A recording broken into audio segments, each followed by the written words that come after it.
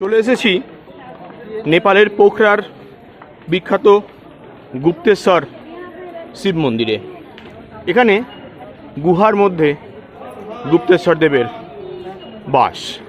আমরা এরকম ঘূর্ণায়মান পথে সেই গুহার মধ্যে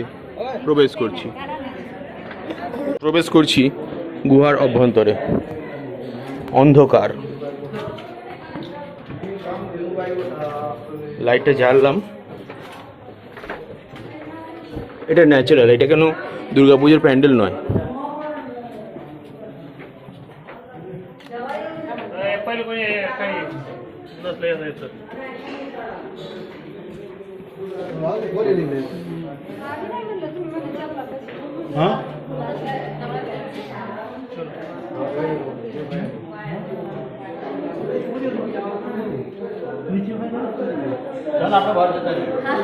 আরো নিচে চলে গেছে। আমরা অনেকটা নিচে পাহাড়ি গুহার মধ্য দিয়ে নামছি।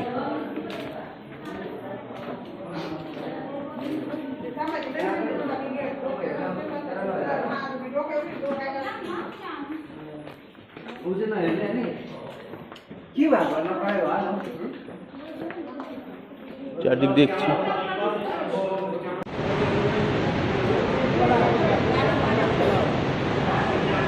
আশ্চর্য হলেও সত্যি যে আমরা একটা পাহাড়ি গুহার মধ্যে দাঁড়িয়ে আছি।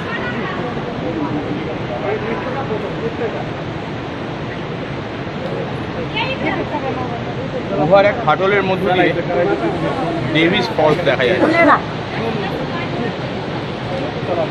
ঝর্ণাটি বাইরে।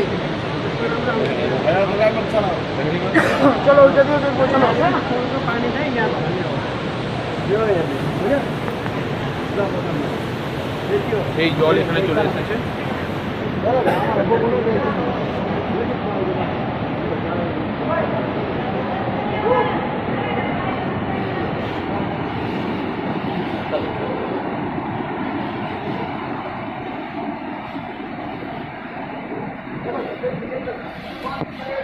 এই গুহার গা অন্ধকার।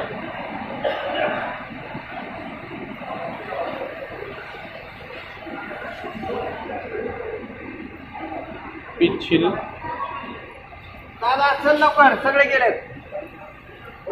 ওপরে সিঁড়ি বেয়ে উঠছি আমরা। সাইড দিতে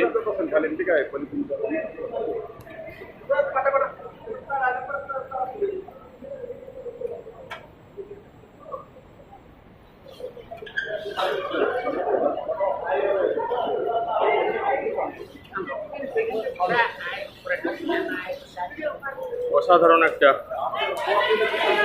গুহার মধ্যে দিয়ে এলাম। জেনে নেব পায়ে পায়ে পথ চলার কর্ণধার জলধর মাঝির কাছ থেকে কেমন লাগলো। অসাধারণ ফিলিং। এর আগে এত সুন্দর আমরা গুহা দেখেছি বোড়াকে, কিন্তু এটা অন্য ধরনের।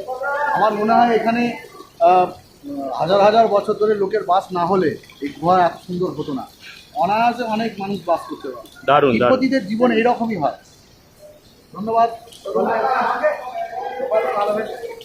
হ্যাঁ, বাড়ি যাচ্ছি আমরা।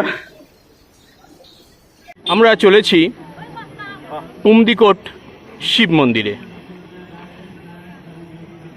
পায়ে পায়ে পথ চলার পক্ষ থেকে অন্নপূর্ণা সার্কিট ট্রেক সম্পন্ন করে পোখরার সাইট সিনে বেরিয়েছি আজ 2রা নভেম্বর 2023। নিচে ফেওয়া লেক। অসাধারণ সুন্দর একটা পরিবেশে আমরা এসেছি পুমদিকোট শিব মন্দিরে। ওপরে পাহাড় চূড়ায় বিশাল বড় এক শিব মূর্তি। খুব সুন্দর দেখতে লাগছে জায়গাটি। অনেকটা চড়াই পথ পার করে এখানে আমাদের উঠে আসতে হলো। মেঘের মধ্য দিয়ে উঁকি মারছে তুষার শৃঙ্গরাজি। পুমদিকোট শিব মন্দির পোখরা।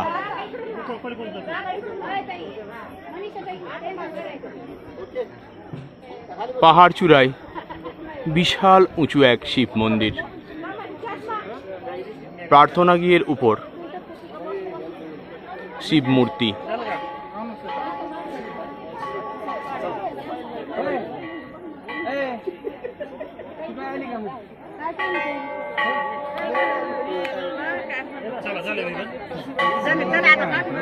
প্রচুর ভক্ত সমাগম হয়েছে, বেশ জনপ্রিয় জায়গাটি দেখছি।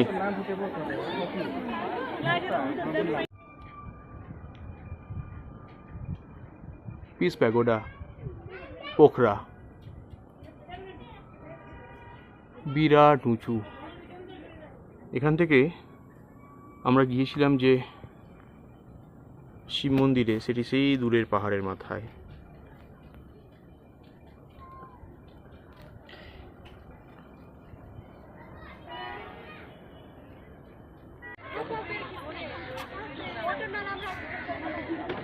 দাঁড়িয়ে আছি পোখরার বিখ্যাত ফেওয়া লেকের পাশে।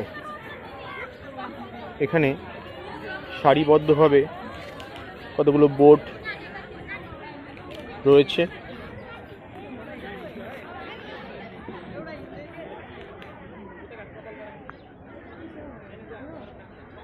ওধারে একটি মন্দির রয়েছে যেখানে বোটে করে সকলে যাচ্ছে। পাহাড় ঘেরা, ভারী সুন্দর। হ্যাঁ, বীরগঞ্জ, নেপালের বীরগঞ্জ থেকে আমরা চলেছি রক্সোলের পথে। আমি সৌমেনদা, না না আমি সৌমেনদা, জলধরদা আর প্রদীপদা একটা টাঙ্গাতে, আর পিছনের টাঙ্গায় রয়েছে যেটা আমরা দেখতে পাচ্ছি, সেখানে দীপকদা আছে, প্রসাদদা আছে আর প্রহ্লাদদা আছে। ঘোড়ার গাড়ি করে চলেছি আমরা স্বদেশে। আমরা পায়ে পায়ে পথ চলার পক্ষ থেকে অন্নপূর্ণা সার্কিট ট্রেক কমপ্লিট করেছি। নেপাল থেকে প্রবেশ করছি ভারতবর্ষে। এই নেপাল গেট, দারুণ সুন্দর দেখতে। এবার আমরা ভারতবর্ষে প্রবেশ করছি। এবারের মতো ট্রেক শেষ, দেখা হবে পরের বার।